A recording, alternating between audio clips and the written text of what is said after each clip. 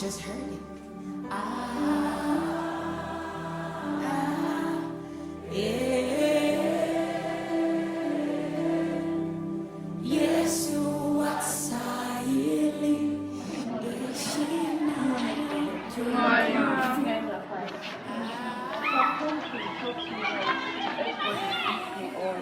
Something that is very important. A lot of you must have heard of it. A lot of you might have heard of it. A lot of you might not have, but it's something that you would get to hear of as you go on in life, and it's very, very important for you to have a good understanding of it so that you don't make mistakes. So that you don't make mistakes that you end up regretting in life. So what am I talking about here? I'm talking about the word hip-hop. I don't know if any of you have heard hip-hop. So this thing it's ravaging, people, even older people that you look up to. A lot of them, they do these things, and you might see them and you think that, okay, maybe it's the way to go. I'm here to change that narrative for you. Now, what is hookup? I mean, naturally, hookup is supposed to mean, okay, this person is hooking this person, or maybe to just be friends. But now, it actually means more than that now. It means, it's actually, prostitution in quotes. And it's a very, very sad thing because a lot of young people are doing this, and, they don't know what they're getting themselves into. So, is hookup a good thing, or is it not? Should you be doing it? No, hookup is not a good thing, and you should not be doing it. And there are reasons why you should not be doing it. Some of the reasons are these, the dangers that are associated with it. Hookup and premarital sex. There are dangers that are associated with it that you should know so that you don't by any means do it. And by the way, hookup is when people do this thing and they're doing it for money. They feel like, okay, they need money for whatever reasons, and that's why they are doing it. They sell themselves for money, which you should not be doing. Now, reasons why you should not be doing hookup. Can you hear me at the back? Yeah. So reasons why you should not be doing hookup is, one of the reasons is sex is a spiritual exercise. I don't know what, a lot of people might just feel like, oh, when they have sex, that's it. But no, there's a whole lot of spirituality that comes along with having sex. The person you're having sex with, the person might have some spiritual, some whatever following the person. By the time you have sex with that person, you're tying yourself to that person. You're collecting from the person and you're giving the person. You might even be giving the person part of your glory. You never know. But then you're collecting, whatever baggages the person has. And imagine sleeping with 10 persons, 20 persons because you're trying to make money. You're engaging yourself. You don't know the amount of spiritual baggage that you're carrying, and then you find things difficult later in life. You don't want to put yourself in that situation, because a lot of you here, you have glorious destinies.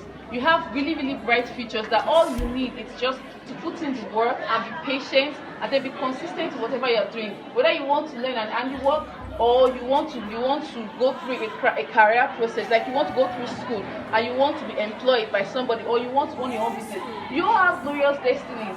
So by the time you're doing that, you're delaying yourself. You don't want to do that because you want to get some change now. So sex is actually a spiritual exercise as well. And then when you are intact, your prayers are answered faster. I don't know if people will tell you, but then when you keep yourself, when you are intact, your prayers get answered faster.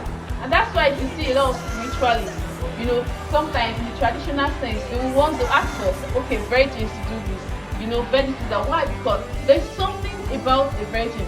So you should try to keep yourself as much as possible. You get so that while you're putting in the work physically to achieve your dreams, and then you're praying to God, for answers to your dreams, your answers will come faster because why? You are intact. So that should be a reason for you to actually keep yourself and not sell yourself short for how much? For how much change, or for what? You want to look good on Instagram or what? No, you shouldn't do that. There are lesser distractions for you, health-wise and mentally. So by the time you keep yourself, the distractions you have lesser distractions. You don't have to worry about, okay, this person is not calling me, no. You're focused because there are little things you have to worry about. All you have to worry about is, okay, you have to eat And by God's grace, most of you, your parents, God is providing for your parents to actually cater for that. So you don't have to worry about that. So why stress yourself mentally? The time you use in reading, you are thinking about something else. You're thinking about the shoe you want to buy. You're thinking about maybe the food one sweet mouth you want to get, or all of that. So you get to relieve yourself of all of those unnecessary stress. Okay, let's talk about self-image. You don't want to be going about your day feeling less of yourself or hating on people that are keeping themselves.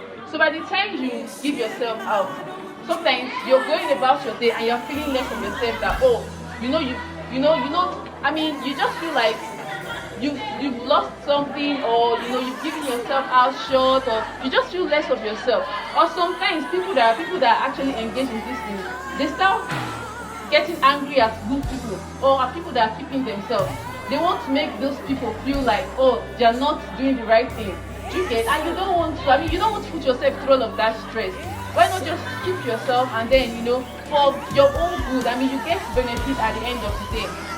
Then then another reason is, do you know staying intact helps you to understand your body better?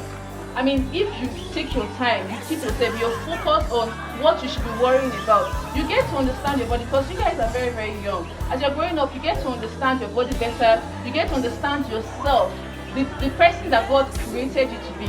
Like, you get to learn of yourself better when you're like, you don't engage in all of those things. You get to understand your body better, and all of that. It gives you an opportunity to develop mentally and develop self-wise. That's what I'm saying.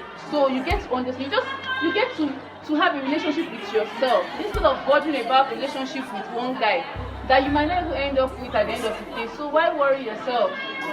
It also gives you the ability to stay without the urge to have sexual relations. By the time you are now sexually active, the chances that you just feel like you want to have sexual relations, it's very, very high. So why trouble yourself with all of that, instead of keeping yourself and having your mind focused? Do you get? Then another reason is, even when you meet I'm almost done.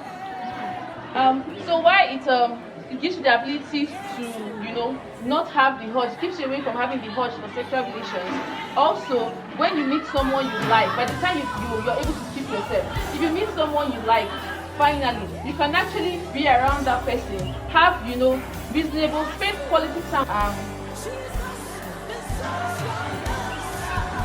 Now let's talk about diseases, viral diseases or vaginal diseases that you have to also deal with when you get involved in all of this, especially when you're doing it for makeup. Now this person you're meeting, aside from the fact that the person might have spiritual baggage, how about infections, diseases, having to worry about, how do I get to treat myself?